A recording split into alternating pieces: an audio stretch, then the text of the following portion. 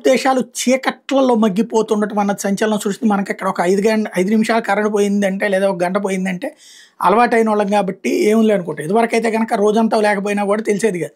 ఇప్పుడైతే 24 గంటలు కరెంట్ వచ్చాక ఒక 5 నిమిషాలు పోగానే ఏంట్రా ఈ ప్రభుత్వం అని మాట్లాడుకుంటాం. బట్ యూరప్ దేశాలు అసలు కరెంట్ కోతే తెలీదు.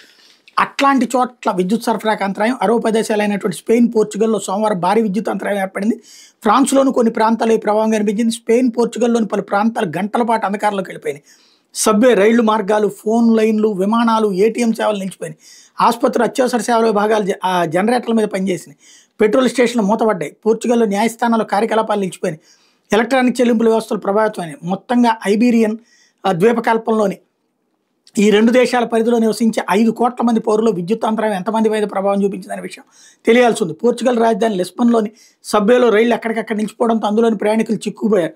స్పెయిన్ రాజధాని మాద్రిద్లో విద్యుత్ అంతరాయంతో కార్యాలయాల భవనాల నుంచి వందల మంది ఉద్యోగులు బయటకు వచ్చారు. సోమవారం మధ్యాహ్నం 12:15 గంటల సమయంలో దేశంలోని జాతీయ విద్యుత్ గ్రిడ్ విఫలమైనట్టు స్పెయిన్ జాతీయ రైల్వే కంపెనీ రెన్పే చెప్పింది. విద్యుత్ పునరుద్ధరణ పనులు 2 దేశాల్లోనూ యుద్ధ ప్రాతిపదికన కొనసాగుతున్నాయి.